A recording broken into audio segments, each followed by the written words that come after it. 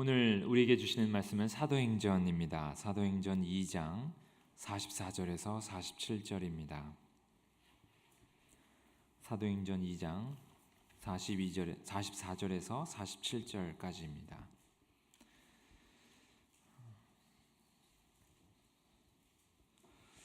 자매님들과 형제님들 같이 교독해서 읽으시고 마지막 절을 같이 읽겠습니다. 사도행전 2장 44절에서 47절입니다. 44절부터 읽기를 시작합니다. 믿는 사람이 다 함께 있어 모든 물건을 서로 통용하고 또 재산과 소유를 팔아 각 사람의 필요를 따라 나눠주며 날마다 마음을 같이하여 성전에 모이기를 힘쓰고 집에서 떡을 떼며 기쁨과 순전한 마음으로 음식을 먹고 하나님을 찬미하며 또 온 백성에게 칭송을 받으니 주께서 구원받는 사람을 날마다 더하게 하시니라. 아멘. 지난주에 휴스턴에 있는 서울교회라는 교회 가정교회 세미나를 화요일부터 주일까지 다녀왔습니다. 제가 교육자로서 주일을 가급적 안 빠지려고 했는데 그 세미나에서 주일 예배 참석을 굉장히 강조했고 또 예배까지 참석을 해야만 등록비를 돌려준다는, 그래서 무료로 다녀온 셈이 되는데, 그래서 제가 주일까지 끝까지 참석을 했습니다. 근데 주일 예배까지 다 참석을 하니까 많이 이해가 되기도 했습니다. 왜 그랬는지를. 오늘은 제가 지난 주에 비록 짧은 기간이지만 배운 가정교회가 어떤 것인가를 제가 느낀 대로 전달하는 간증식의 설교라고 생각해 주시면 좋겠습니다. 우리가 가정교회를 얼마나 정확하게 이해하는가, 혹은 우리가 얼마나 가정교회 식으로 하는가 상관없이 그들의 정신, 즉 초대교회의 모습과 능력을 갖추려고 하는 그들의 노력을 본받았으면 좋겠다는 생각을 가져봅니다. 저는 가정교회에 대해서 가기 몇 년 전부터 알고 있었습니다. 신학교 다닐 때 이미 그 교회에서 신앙생활을 하시던 분, 그 교회를 아시는 분은 아시겠지만 그 교회는 대부분이 그 교회가 처음 교회이신 분들입니다. 대부분 70-80%가. 그분도 그런 분이셨고, 그 교회에 오셔서 이제 박사 후 과정으로 오셔서 또 이렇게 직장에 계시다가 그 다음에 저희 신학교로 오신 분이었는데 그분과 교제하면서 알게 됐고, 또 이 세미나를 미리 몇 년 전에 이미 다녀오신 그 신학교 선배님들 권하셨고, 또 제가 작년 봄에도 잠시 휴가로 보스턴 모교를 갔을 때 박사과정 중에 있는 목사님도 너무나 고신측 오리지널 고신분이었는데 굉장히 적극적으로 권하셔서 제가 다녀오게 됐습니다.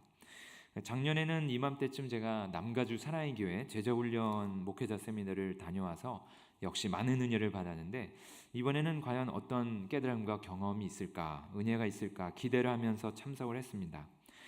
하지만 주님의 은혜로 가정과 사역에 바빠서 가는 날까지도 책을 읽어오라는 책이 있었는데 그걸 읽지 못했고, 지친 상태의 몸을 가지고 겨우 파킹 시간 맞춰가지고 비행기에 몸을 실어 한참 자다가 책을 읽기 시작했습니다.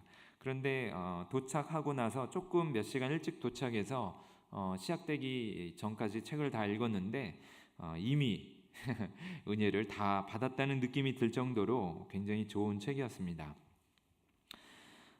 세미나 참석하면서는 가능한 한 제가 선입관을 가지지 않으려고 노력했고, 제가 뭐 좀 잘해주네 못해주네 이런 게 아니고 제가 정말 그 교회를 일주일간 충분히 경험하고 누려보자, 이해해보고 그리고 돌아가자, 이런 마음을 가지고 지냈습니다. 그래서 이 시간 그것을 나누기 원합니다. 가정교회는 목표를 두 가지 가지고 있다고 말을 합니다. 영혼 구원과 제자 훈련이죠. 이게 뭐 새로운 게 하나도 없습니다. 우리가 수십 년 동안 들었던 얘기죠.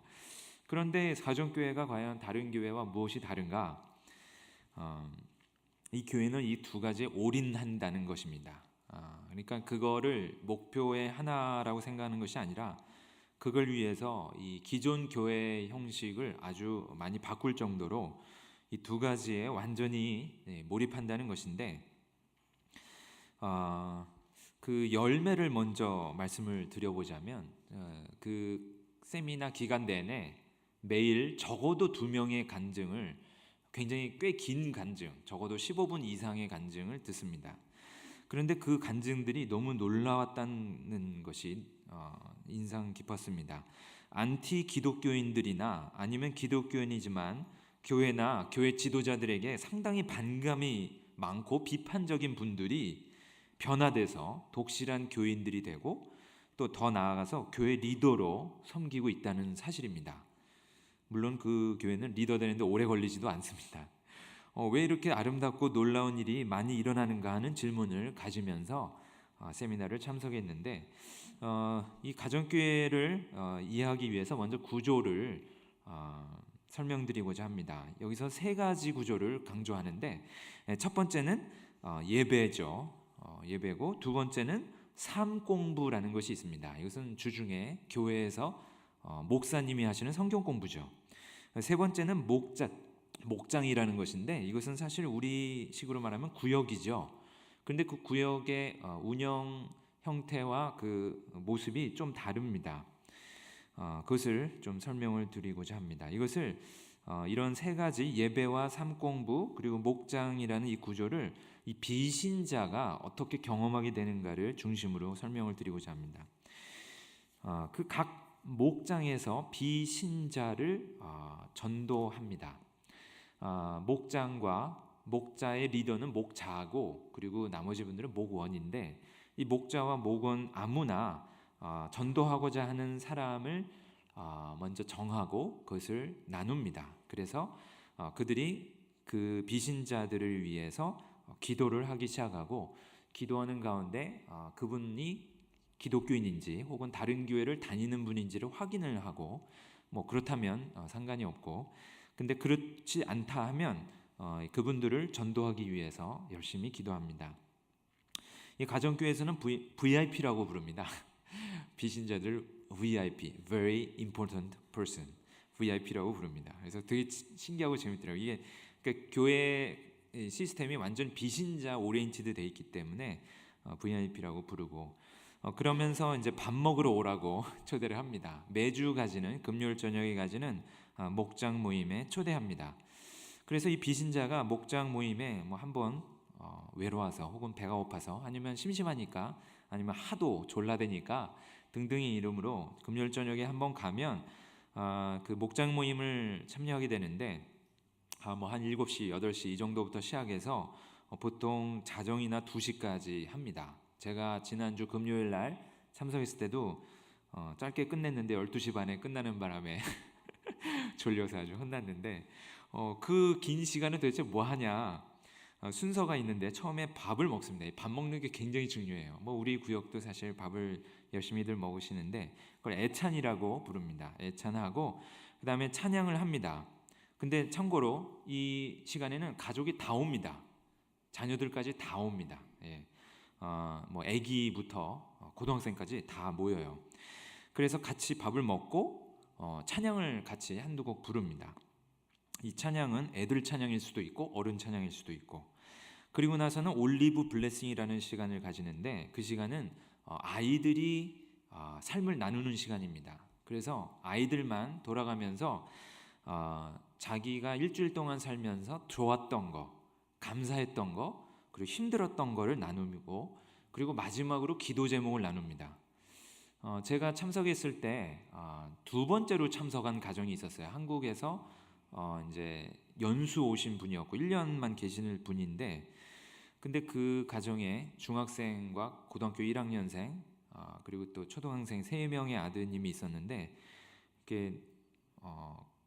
그 부모는 물론 젊지만 어렸을 때 교회를 다녔지만 한동안 대학교 이후로 교회를 안 다니다가 다시 나오게 되신 분이고, 그러니까 그 자녀들은 거의 교회를 나가본 적이 없는 거죠. 그런데 그 모임에 나와서 이제 올리브 블레싱 시간을 처음 가지니까 굉장히 쑥스러워하는 거죠. 자기가 일주일 동안 좋았다, 뭐 힘들었다 이런 걸 나누는 것도 힘들 뿐더러 이 기도 제목이 뭔지 처음에 이해도 못하고, 근데 어쨌든 이제 옆에서 설명을 잘 해줍니다. 부모나 어른들이. 그래서 같이 뭐 해주세요, 뭐 원해요, 뭐 이런 거를 말하면 그러면 그렇게 쭉 한 명씩 아이들이 말을 하고 나서는 그리고 그 모든 어른들이 그 나눠진 기도 제목을 가지고 기도를 해줍니다. 그래서 3분에서 5분 정도 기도를 해주고 나서 그 다음부터는 아이들이 아이들만의 시간을 따로 가집니다. 그거를 어린이 목장이라고 불러요. 돌아가면서 이제 목원들의 가정에서 돌아가면서 모이기 때문에 VIP는 이제 처음에 강요하지 않습니다. 그렇기 때문에 이제 방 하나나 뭐 아니면 다른 장소에서 어린이들이 모이게 되는데 그 어린이 목장에서는 또 목자가 있습니다. 초등학교 3학년 이상이 되면 어린이 목자가 될 수가 있고 그 목자가 되려면 또 추천이 있어야 되고 그리고 또 교육이 있습니다. 그리고 나서는 한 달에 한 번 그 어린이 목장을 어떻게 운영할 것인지 교육을 교회에서 받고 그 목자가 애들 시간을 가지는데 그 시간 이 올리브 블레싱이라고 부르는 이 시간도 너무 은혜스러울 뿐만 아니라 왜냐하면 이 부모의 신앙이 자녀들에게 실제로 전달되는 그런 신앙이고 또 그들을 위해서 축복해지는 그런 시간이고요. 그리고 그 이후의 시간도 아이들이 자율적으로 그들만의 시간을 성경 공부 혹은 뭐 재미있게 뭐 아이패드를 가지고 한다든지 뭘 만든다든지 이런 시간을 가지면서 어렸을 때부터 이제 그 목자의 심정을 가지고 목원들을 이끄는 그런 훈련을 받게 되는 그래서 뭐 초등학교 뭐 4, 5학년인데도 굉장히 성숙하게 앞에 나와서 간증을 하는 것을 제가 어린이 목장 교육 시간에 가서 들었는데 참 부럽다는 생각을 많이 했었습니다. 여튼 그렇게 되고 어른들은 올리브 블레싱 이후에 주일 설교 요약을 가지는데 목자가 하는 것이 아닙니다. 목자는 가능한 한 적은 일을 하고 가능한 한 그 목원들이 돌아가면서 하는데 한 분이 말씀의 은사가 있으신 분이 이제 주일 설교 요약. 근데 이거는 성경 공부가 그렇고 주일 설교 요약은 VIP들에게도 많이 부탁을 합니다. 그래서 그분이 이제 매주 들은 주일 설교를 요약한 것을 또 한 5분 정도 나누고 그 다음에 이제 성경 공부 시간이 있는데 이게 이제 말씀의 은사가 있으신 분이 또 교회에서 제공하는 그 성경 공부 자료를 가지고 나눕니다. 한 10분에서 15분 나누는데 혼자서 주로 나누시고 그리고 짧게 나누고 마칩니다. 그리고 나서 나머지 뭐 2시간, 3시간은 나눔 시간입니다. 이 나눔 시간에 뭘 나누느냐? 아까 전에 아이들이 나눈 것과 비슷한 걸 나눕니다. 한 주간 동안 뭐가 힘들었는지, 뭐가 감사했는지, 또 기도 제목이 뭔지 이런 걸 나누게 되는데 이 나누는 시간이 굉장히 풍성합니다. 그 교회에서 그런 말씀을 하시더라고요. 나눌수록 나눔이 커진다고. 매주 모여서 만나고 먹고 얘기를 하니까 얘기할 게 더 많이 생긴대요. 그리고 그렇게 모이다 보니까 가정교회가 가정이 돼버립니다. 그래서 교회 가정인지 가정교회인지 헷갈리게 되는데 제가 좀 이따가 또 좀 요약해서 말씀드리겠지만 이 가정교회가 영적인 그 패밀리의 개념을 완전히 재현하는 겁니다. 어쨌든 그렇게 해서 나눔 시간을 마치면 자정이 넘습니다. 그래서 이 목장 모임이 또 이런 순서를 가지면서 특징이 있는데 첫 번째로는 절대로 성경 공부 시간이 아니라는 것입니다. 성경 공부 그 시간이 이제 15분 정도 있지만 그 시간에는 그 나누는 분이 그 말씀을 짧게 나누는 것으로 끝나고 그 외 시간에는 성경을 거론하지 않습니다. 근데 그 이유가 뭐냐면 VIP들에게 거부감을 주기 때문이고 또 하나는 지식적으로 우리가 자꾸 얘기하기 시작하면 모임이 논쟁과 토론으로 가득 차서 나눔이 없어지기 때문이고 그리고 우리가 나누기가 어려워지기 때문인 것이죠. 처음에는 장로교 출신의 목사님들이 가장 힘들었던 게 뭐냐면 이 말씀이 얼마나 중요한데 왜 말씀으로 중심을 하지 않고 그러냐. 그래서 처음에 굉장히 저도 조금 그게 의아했고 끝까지 어떤 몇몇 분들은 도저히 이해가 안 간다 그런 말씀을 하시기도 했는데 근데 곰곰이 생각해 보니까 우리가 얼마나 지식으로만 말씀을 알고 있는가 하는 것을 이 목장 모임을 참여하고 나니까 알겠더라고요. 우리가 머리로는 아는 게 정말 많은데 우리가 정말 그거를 정말 표현하는 그 사랑의 섬김이 얼마나 있는가 그거는 참 부족하다. 그리고 우리는 참 비난하기 쉽고 비판하기 좋아하고 그렇죠. 꼬집어내고 막 이러기 좋아하는데 실제로 우리가 그 사람들 개개인의 삶이 어떤지, 그 사람이 어떤 아픔이 있고 어떻게 살아왔고 어떤 생각을 하고 있는지는 거의 모른다. 그러면서 조금만 뭐가 나오면 이건 이래, 이건 저래, 막 이러면서 막 훈계하려고 하는 이 우리의 그런 모습들, 저의 모습들을 많이 발견했습니다. 그걸 억제하느라고 굉장히 혼났습니다. 여기서 중요한 것은 아는 지식이 아니고 실천하는 지식인데, 만약에 무슨 이슈가 나오면 삶 공부하라고 이렇게 권면을 해줍니다. 그래서 목자가 뭘 많이 알아야 될 필요도 없어요. 목자가 가져야 되는 것은 이따 말씀드렸지만 영적인 아비의 심정이지 어떤 걸 가르치는 것이 아닙니다. 그래서 그 목장에서는 교제와 섬김을 주목적으로 하고, 그리고 그 새로 초청된 그 비신자가 그 안에서 사랑을 느끼고 또 그 모임 속에 적응하면서 삶이 나눠지고 변화되면 그 가정 가운데서 이제 때가 되면 예배로 인도하고, 때가 되면 또 삶 공부로 인도하는, 그래서 침례를 받게 하고, 그리고 또 이제 성경 공부를 쭉 하면서 더 때가 되면 목자로 섬기는, 그래서 분가를 합니다. 분가. 그렇게 하는 그 과정을 거치게 되죠. 목장은 그 가정교회 하나하나는 사실상 개척교회라고 표현을 합니다. 그래서 그 침례교회 전체 교회 목사님은 신방이나 상담을 거의 하지 않습니다. 그렇게 하면 뭐 하시나 싶죠. 매우 특별한 경우에만 하신다고 하는데, 이유는 목자에게 철저하게 위임을 하기 위해서입니다. 목사만이 가지는 성례, 성찬이나 세례나 축도를 제외하고는 목자에게 그 목장 모임 운영을 다 맡겨버립니다. 그래서 목자의 심정은 개척교회의 목회자 심정이 된다, 이렇게 강조를 하는데, 제가 느낀 거는 뭐 개척교회 하면 또 이미지가 어떻습니까? 빨리 교인들 모아야 되고, 빨리 자립해야 되고, 빨리 새를 불려야 되는 그런 느낌이지 않습니까? 근데 제가 느낀 것은 개척교회라기보다는 가정의 가장이라는 느낌입니다. 가정이라는 그 이미지가 더 많다는 거죠. 제가 좀 아까도 말씀드렸지만 영적인 가정이라는 이미지를 아주 강하게 가지고 있는데, 예를 들면 우리가 가지고 있는 가정을 생각하면 되는 거죠. 가정에서는 부부가 결혼을 하고 나면, 가정이 되면 아이를 낳죠. 아이를 낳고 아이가 태어나면 말씀부터 가르칩니까? 안 그렇죠. 걔네들은 무슨 말인지 못 알아듣죠. 그냥 빨리 먹여주고 재워주고 씻어주고, 그게 아버지 엄마의 첫 번째 역할이죠. 그렇기 때문에 일단 보살피고 섬기고 사랑해 주는 것입니다. 이 아버지와 어머니만이 줄 수 있는 그 풍성한 사랑으로 섬기는 것입니다. 이것은 뭐 재고 사랑하는 게 아니죠. 무조건 퍼부어주는 것입니다.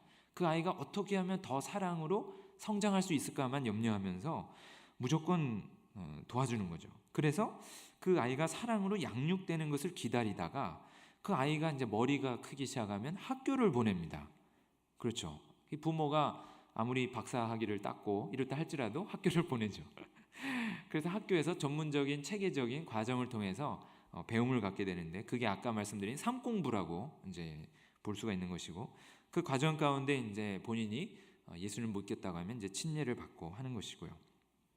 그리고 아이가 이제 다 크면 어떻게 됩니까? 그러면 결혼할 나이가 되면 결혼해서 분가를 하게 되죠.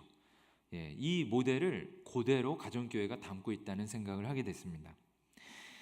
이러한 가정의 개념이 영적으로 그대로 재현이 되어 있는 것인데, 놀라운 것은 우리가 이제 그 육적인 가정, 우리가 진짜 애를 낳고 기르고 또 결혼 공부시키고 또 학위를 따고 나중에 이제 분가를 시켜서 또 새로운 생명이 태어나게 하는 그 과정을 영적으로 이 목자가 경험하게 되는 것이에요.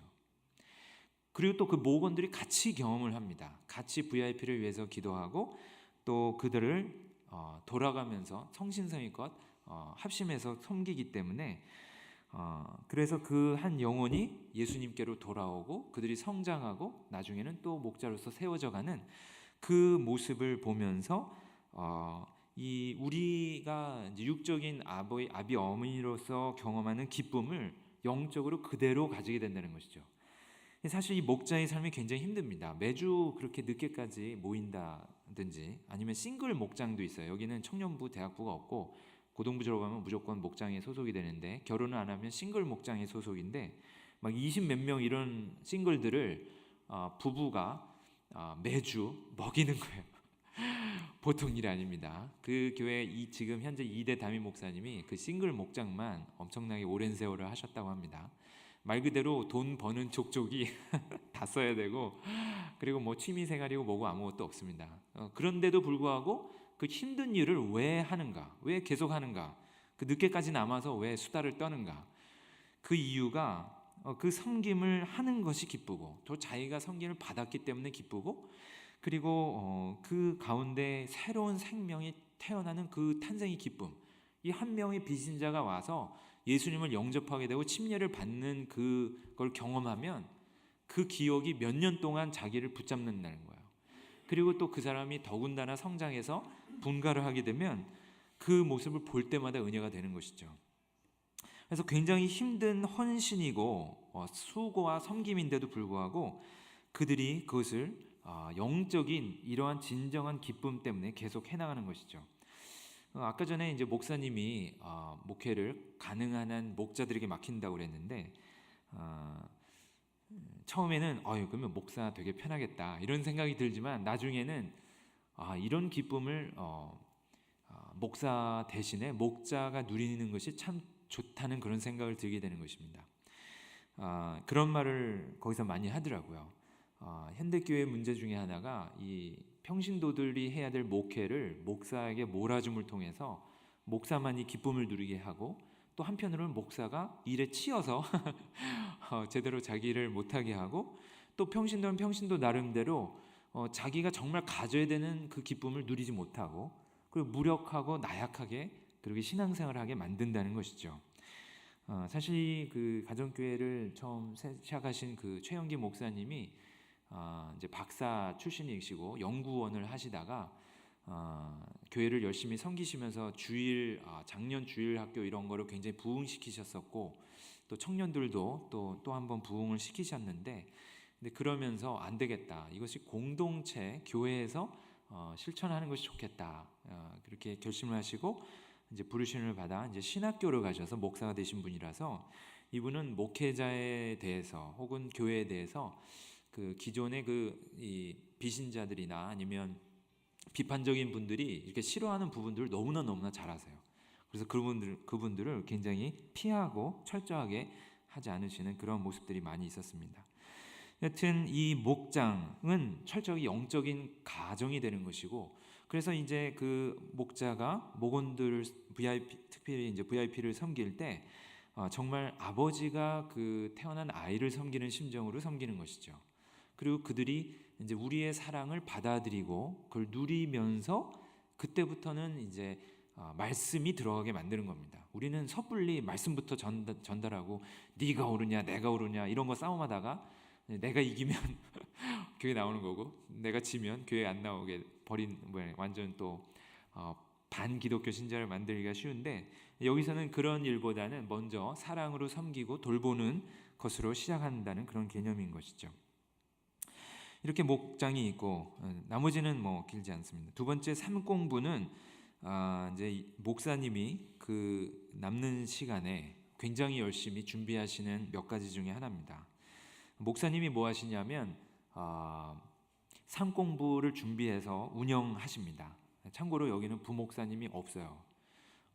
작년은 딱 한 분 담임 목사님이 하시고 부목사가 있기는 있는데 교육을 맡습니다. 그래서 어린아이들 맡는 전도사님 한 분 계시고 유년부 목사님 한 분 계시고 유스는 EM에 소속이 되어 있는데 어쨌든 그쪽에도 한 분 계십니다. 그렇게 해서 목사님들이 별로 없고 그래서 담임 목사님 혼자서 다 목회를 하시는 셈인데 뭐 하시냐면 이제 삼공부를 운영하시는데 열 몇 개의 과정이 있어요. 한 과정이 13주 과정이에요. 한 학기 과정. 굉장히 많습니다. 그리고 그걸 다 디벨롭하시고 그걸 이제 계속 수정해서 그리고 계속 또 운영하시고 그러면서 또 목장일지라고 해서 매주 목장들이 모이잖아요. 교회 규모는 우리랑 비슷합니다. 어른이 한 1200명 되는데 목장이 1190개가 있습니다. 총 190개가 있는데 그럼 매주 190장의 목장일지가 올라와요. 그 목장일지가 굉장히 자세하게 올라옵니다. 그러면 그 목사님이 매주 그걸 다 리뷰하고 적어도 목장의 한 명 이상에게는 코멘트를 하신다고 해요. 그 일만 해도 꼬박 열심히 해도 이틀이 걸린다고 합니다. 그러면서 매일 3시간 이상씩 중보 기도를 하십니다. 특별히 교회 비신자들, VIP를 위해서. 그래서 그 VIP들은 사진이 어벨러블하면 이제 교인들 있는 사진이 있고 VIP들은 사진이 있으면 사진 항상 보면서 기도하시니까 이렇게 지나가면서 갑자기 이렇게 물어보신대요. 그러면 기도 제목을 알아내셔가지고 깜짝 놀란다고, 만나본 적도 없는 분이 막 기도 제목을 알고. 그래서 목사님이 비록 이렇게 뭐 신방 이런 건 안 하시지만 그 시스템, 그 360이라는 이제 컴퓨터 네트워크 프로그램을 굉장히 공을 들여서 만든 게 있는데 그걸 통해서 효과적으로 그 보고서와 그 코멘트가 전달이 되는데 그걸 통해서 목사님은 전 교인의 상태를 사실상 매주 파악하고 그들을 위해서 중보하고 또 설교 말씀 준비하고 그리고 이제 성경 공부하시는데 시간을 대부분 쓰시는 것이죠. 그렇게 해서 그 성경 공부들이 굉장히 많은데 그 중에서 5가지를 맞춰야만 이제 목자가 될 수가 있고요. 근데 그 삼공부의 한 가지를 저희가 지난주에 전부 다 들었어요. 13주 강의 내용을. 그 들으면서 굉장히 성경적이다. 말씀 위주로 이렇게 풀어나가고요. 또 하나는 그 비신자들에게 굉장히 적합한 성경 공부를 운영하신다는 그런 느낌을 받았습니다. 그래서 비신자들이 굉장히 궁금해하거나 꼭 알아야 될 것들을 하고 있고요.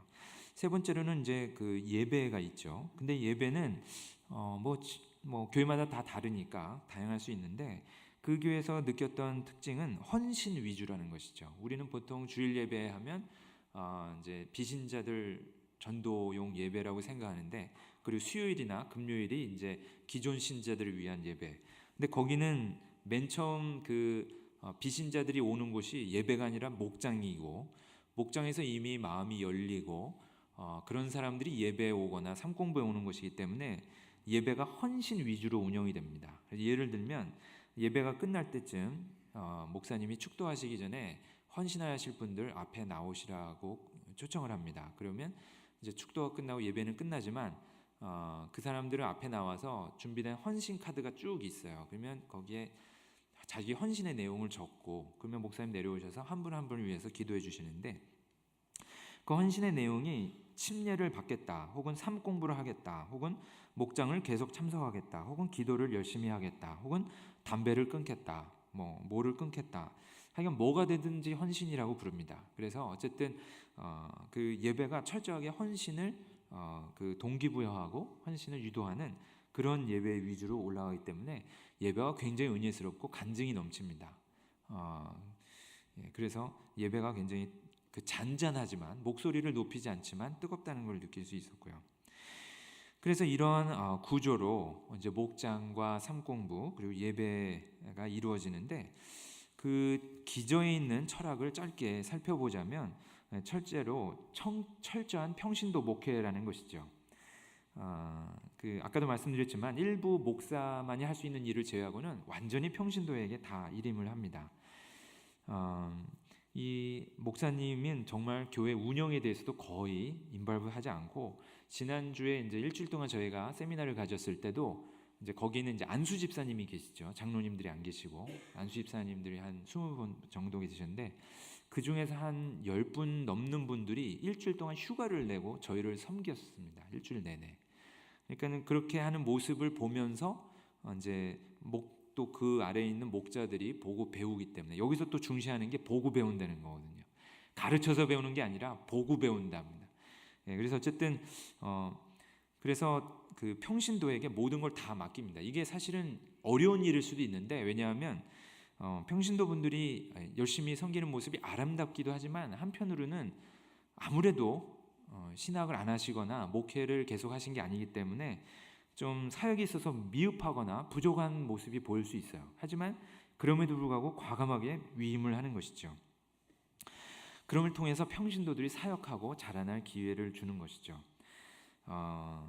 이것은 그 고 옥환은 목사님이 평신도를 깨운다라고 말씀하시면서 평신도의 그 영적인 목회의 장을 열어놓으신 것을 완전히 확대시켰다, 극대화시켰다고 볼 수 있지 않나 하는 생각이 들었습니다.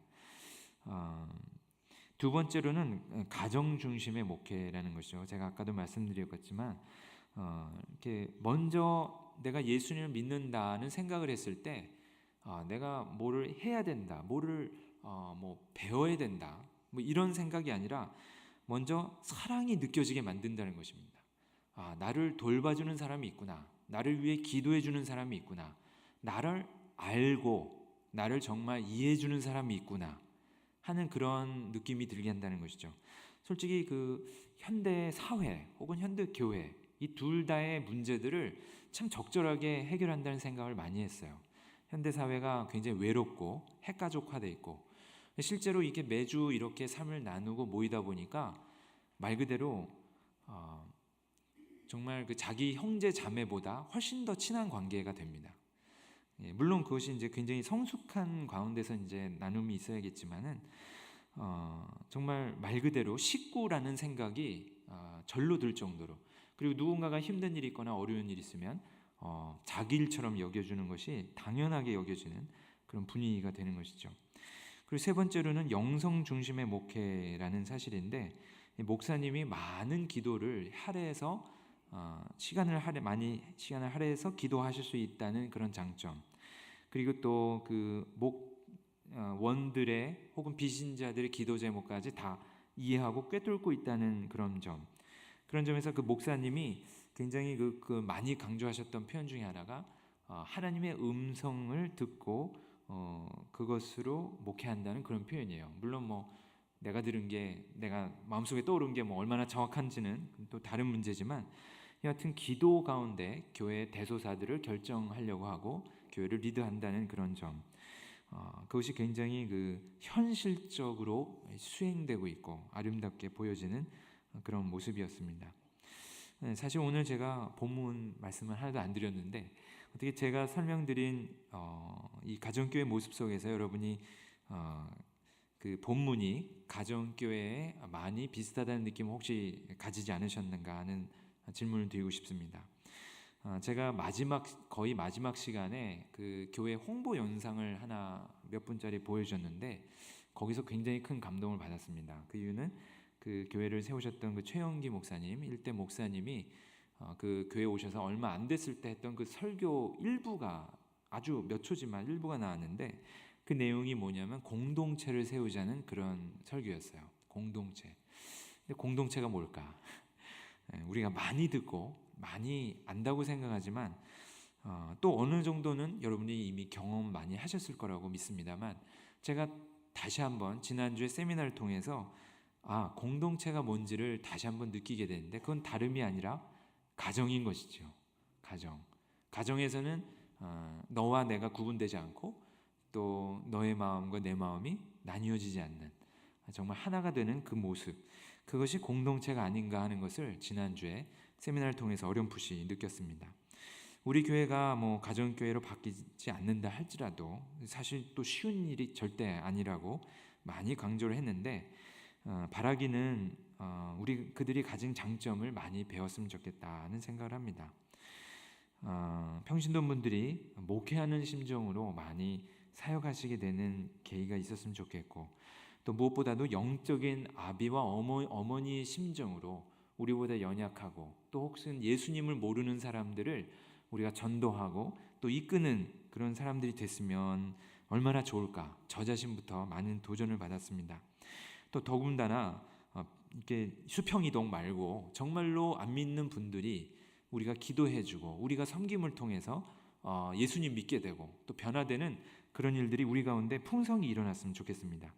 그래서 다시 한번 그 교회가 강조하는 표현으로서 마무리를 하겠습니다. 우리 교회가 하나님의 소원을 풀어드리는 그런 교회가 되기를 간절히 축원합니다. 기도하시겠습니다. 하나님 아버지, 감사합니다. 이 시간 제가 지난주에 다녀온 그 가정교회 소감을 짧게 나누었습니다. 하나님, 우리가 다른 무엇보다도 주님께서 부르신 그 부름의 상을 바로 알고 쫓아갈 수 있게 도와주시옵소서. 하나님, 우리가 우리 자신만이 잘 살고 행복한 것으로 만족하지 않게 도와주시고, 하나님, 우리 가운데 공동체가 넘쳐나게 하시며 사랑의 섬김이 넘쳐나서 하나님, 우리를 보고 다른 사람들이 칭찬하고 하나님을 찬양하며 또한 많은 비신자들이 믿게 되는 역사가 있게 하여 주시옵소서. 예수님 이름으로 기도합니다. 아멘.